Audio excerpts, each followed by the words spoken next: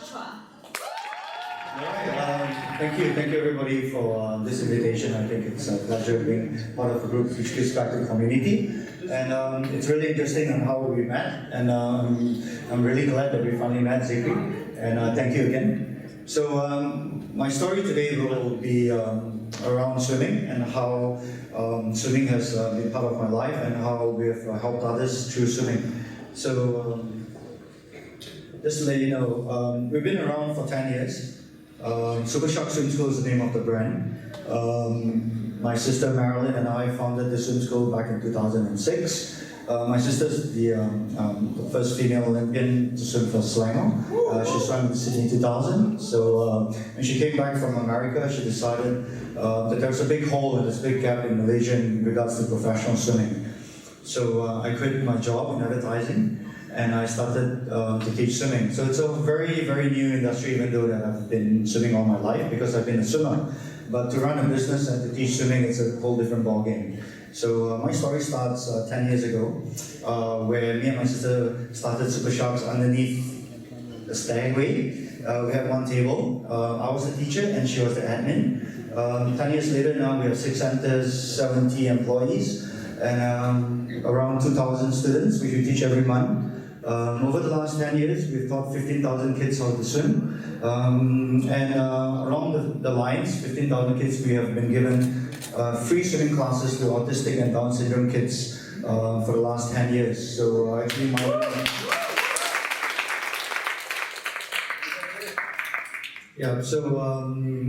while we were in the business, we thought that we should definitely start with giving back to society. And we started with one kid who is DS, and then from there it multiplied. And today we've taught a few hundreds children that has autism and Down syndrome, and 3 of them now represents Malaysia at the Paralympics. And one came back with 2 gold medals in the Asian Games in Incheon 4 years ago. It's a really, really interesting moment because when he came to us when he was 10, 11 years old, he could not swim and he could not even communicate. And it's not easy teaching an autism boy how to swim. So it took a long time, about 10 years or so, and right now he's where he is. So that's one of the CSR programs that we run. The other program which we run is as well is that I look for employees all over Malaysia from little towns, from Sarawak, from Sabah, from a little town in Sarawak called Kapit, where you have to actually take a boat to the town. There are no road access, so we have 1 or 2 employees from those little towns, from Terengganu, from Kelantan. So what I do is that I empower local Malaysians with a life skill, teaching them how to swim, and once I teach them how to swim, they will then be my representative to teach little children how to swim. So this business model actually started because I needed some help, because it was a one-man show, and from there the word got around, and now we have 70 strong, a very strong team of 70 that teaches 2,000 swimmers every month how to swim.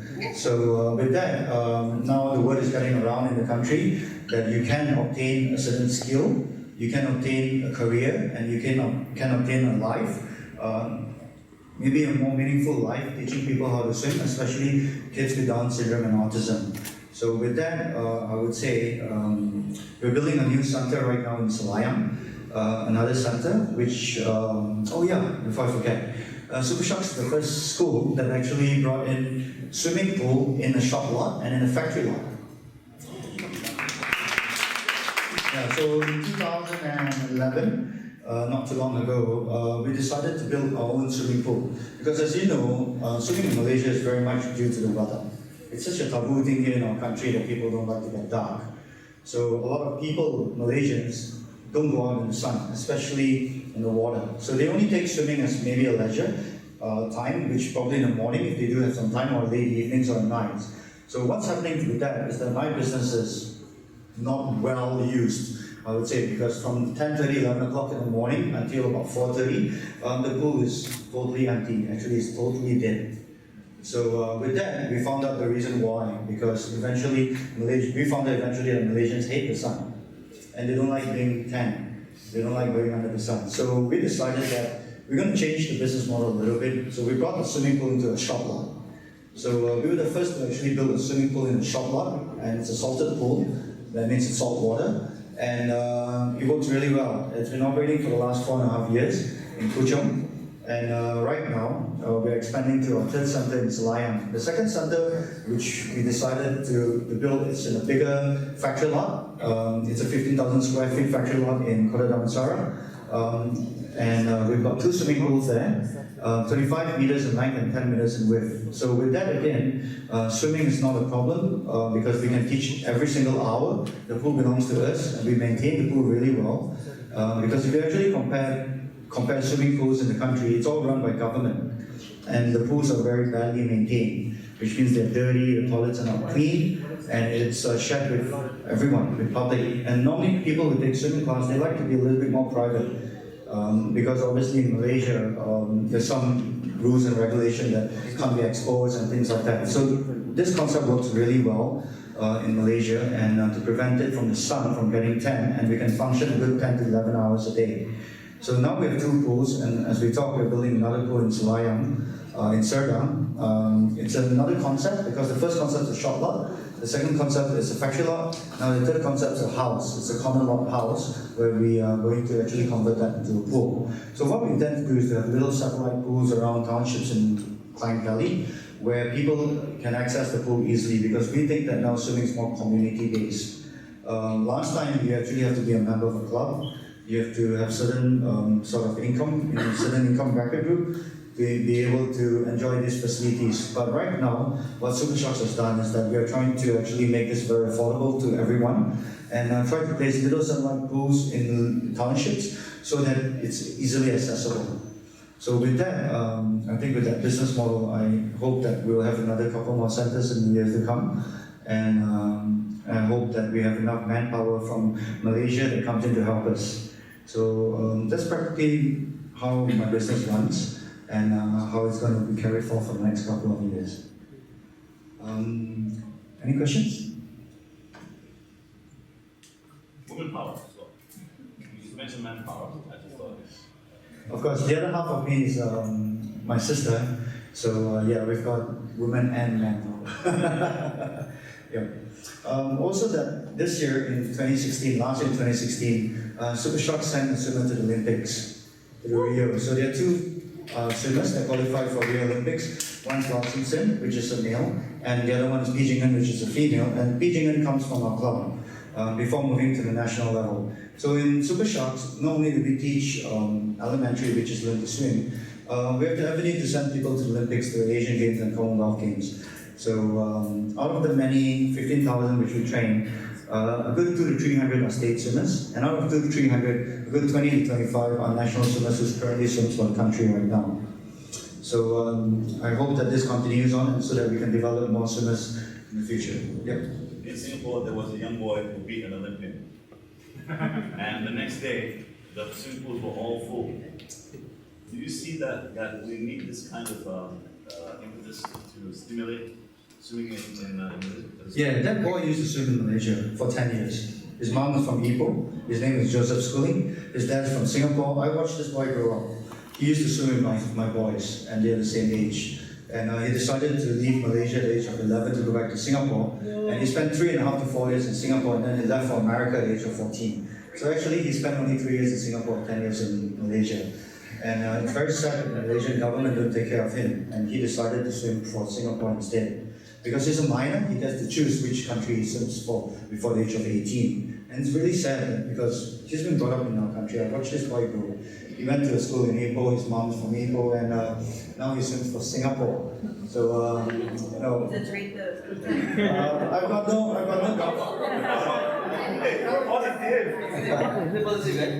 I can understand why, because every Singaporean knows how to swim.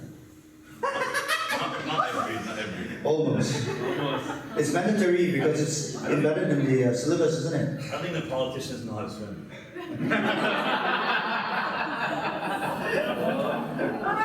There's a very good sporting culture in Singapore compared to Malaysia, especially swimming. Swimming is like the top 2 sports in the country. And they've developed many national... He's not the first actually. Ang Peng Siong is the first world champion from Singapore. And he did it back in the 60s and 70s. So about 40 years later, 50 years later, there's a gold medalist, which is expected because there's already a world champion back in the 60s and in the 70s. So Singapore has a very long history in swimming, and they have a very extensive swimming program. And they dominate SEA Games for the last 30 years in Southeast Asia by winning swimming. They won about 20 to 25 gold medals for each SEA Games. Every single SEA Games, they won 20 to 25 gold medals. And that's like way, so far ahead. How do you rate Jeffrey on? Jeffrey is a good friend of mine. He's one of the best Malaysian athletes, male athletes. I would say I'll rate him as high as Alex Lim King Lat. Alex Lim King Lat won a silver medal in the Commonwealth Games. Jeffrey, I think, has won, the World University Games champion as well. So he was world standard as well. So we have two really good male athletes in our country. He's one of the best. Sorry? What makes you keep going? What makes me keep going is actually the love for the sport and to watch children develop. I think it's a great thing to watch how children develop through swimming, and I think it's just a platform like any other sports. But what coaches, like what we do in Super Sharks, is we bring a lot more than just swimming. We educate them in terms of discipline, friendship, social aspect, learning how to meet defeat, and then working from where you come from bottom up, and never to give up. So I think through sports, which is now a very, very important factor in our education, because in school they don't teach you good values like this. In school you go in, you read a book, you memorize, you sit for the exam, and that's it. Your grades decide on how much you can memorize. But through sports, you gain all these important values to set you up for your future, to set you up to be accepted in community. And I think that's what's severely lacking now in this current time and age. So how is Super Sharks playing the role of empowering our communities around Malaysia through swimming? Because I remember you shared a story about how you help people who are from underprivileged communities, and how are their content as they grow is able to inspire people in this room tonight that could somehow give an impact that could direct some form of growth for the country's economic activities in the fall. Yeah, it's really sad if the government's not doing much to help people nowadays. So they're not empowering them with a lot of vocational skills and with a lot of help. So a lot of them is just based on education. But don't forget, a lot of people like me don't like to study.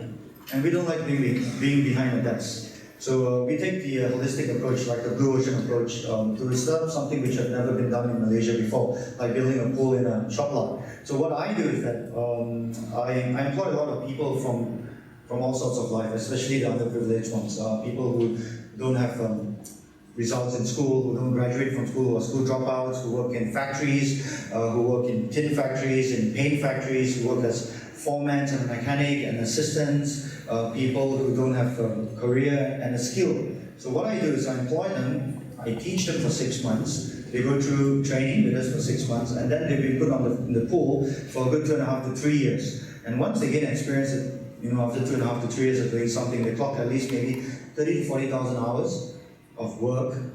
So 3,000 to 4,000 hours of work, and then they become semi-professional. And they can then have the option to take my skill to go and teach in maybe places like Nilai, places like Negeri Sembilan, places like Malacca, or go back to their hometown like Kapit, Sabah, and Sarawak to actually help the swimmers, to help the people there to teach swimming. So that becomes a profession. And of course, when they come on board, they are labeled as a coach or an instructor. They've never been given a title or a name in their life. So a lot of people that from the not so good community, the more lower class community, they've never been given an opportunity to work and to go out there to be given a chance, even for the interview stage, because they don't have results and qualification on a piece of paper. But it doesn't mean that they can't work, that they're not good at their jobs. It's maybe sometimes they have very many different important assets which we can't see, because we stereotype people through education and what results, what you get from the results. But in sports, it's nothing about results. It's about the passion, about the love. So when I bring these people in, I empower them with a skill, which is teaching swimming. But of course, they must learn how to swim first through my system. And with that system, I put them through a 6 months course. They have assessment, and seriously, they have assessment to be an instructor. And they have to clock X amount of hours to be a level 1 instructor, level 2, level 3, level 4, and level 5. Once they finish with level 5, then they've got a learn to swim certificate. With this certificate, they can go anywhere in the country to teach swimming. And this certificate carries the signatory of the state, the national body and the state body of swimming. So they're supporting Super Sharks to empower people like that. So once they learn this skill, they go back to their kampong or to where they come from, and they start their own swimming class there. It might not be as big as ours where they have 2,000 students, but something like 20 to 30 kids, each kid's being charged maybe 50 to 80 ringgit, and as they grow, they can actually have a decent life. And some with a little bit more entrepreneurial skills, they open their own swim school using the same benchmark and model that Super Shark offers them. So after working with us for about 5 to 6 years, they become their own bosses. They own their own swim schools. And the best thing about that is, it's severely lacking in Malaysia, swimming teachers and swimming schools. If you actually go to Tremendous in Kelantan, there's actually zero. There's no swimming schools there. That's because they swim to the dam. Absolutely. So I've got, In all seriousness, you mentioned a bit about development in Malaysia, but surely all people should admit that at this time, we have the best sports minister that we've ever had in this country. We have a sports minister that actually does sports. We have Fit Malaysia, we have a lot of programs, we just won, for the Paralympics, we also have a lot of positive things. People always complain about Malaysia, but we had the FIFA goal of the year. And sometimes we tend to maybe forget that right now we have so many assets, social media and all that, and do we still need to blame?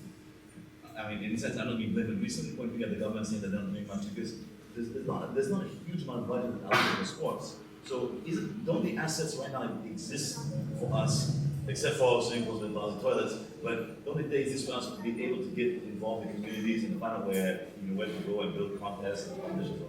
I think you've got a very good point there, but you must understand you can never mix sports with politics. And that's something which you'll never get here in Malaysia. If you look at professional swimming in America, in Australia, and any part of the world, the swimming body is actually a standalone. And when it's a standalone, you tend to work harder. When you don't depend on funds, when you create something with your own bare hands, you don't need help. And that's why football clubs, and sporting professional bodies in the world, they're self-funded. They don't need government to help them. They don't need funding to help them. They just need a little bit of recognition. And of course, at the end of the day, the right education. Why I think Malaysia will never be a world standard in terms of sports, sorry to say that, is because there are too many people which are not in sporting who are involved in sports. So, I'll give you an example. For me to turn over Selangor, we've been the champion in Selangor. Selangor has been undefeated in swimming for the last 14, 15 years. And it's so obvious that when we go out there, everyone knows that they're going to lose. But the reason why we're there is because very simply, I kicked out all the politicians in the state. And I told them that when Mark and Marilyn wants to come in and help Selangor, you have to leave. If you don't leave, we will not stand here on the stage. And we made a pact in Selangor that for us to be able to govern and run Selangor as it is, no politics are involved. So PRAS, Persatuan Renang Amateur Selangor, is self-funded. It's self-funded, and just to let you know, they generated, over the last 10 years, $1 million to fund their own facilities. We didn't get a single cent from the damn government, just to let you know. Our facilities today, actually just 3 days ago, we bought a new LED panel that cost $250,000 from Seiko, Japan, to be installed in our swimming pool, and we're currently hosting the Mothers for XL as we speak today. So it just came from me. And every single thing which you see in the swimming pool doesn't belong to the government. It belongs to the state association, which is self-funded. If I was to wait for the government, I will still be waiting 100 years. And it will never happen. Because very simply, there's politics, there's a lot of other things that has a more important agenda than sports itself. And if you are actually a sportsman, if you've been in competitive sport, you feel for the sport, and you understand why you need to be part of it, and why the contribution is needed, especially from ex-athletes. Right now, it's all governed by politicians. People have their own agenda and interest. And frankly speaking, that's why swimming is the number one sport in Selangor. We won last year, 2016 Sukma. Total of 59 gold medals were won in Selangor. Total of 32 sports. 28 to 32 sports. 59 gold medals. Guess how many Selangor won? Swimming. 20. We single-handedly won the Super for Selangor with 20 gold medals. There were 59 being offered in total that was won by Selangor, the whole entire contingent, to win that Super. Swimming took precedence and took 20 gold medals back. So it speaks for itself that if you know how to divide your time, and if you know how to, divide professional and politics and step out of it, this is what you get. The result speaks for itself.